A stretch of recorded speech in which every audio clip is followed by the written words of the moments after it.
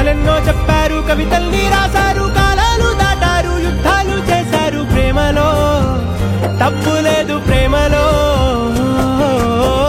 వేల వేల వెన్నెలంత మీద వాలి వెలుగునంత మోయమంటే నేను ఎంత రే.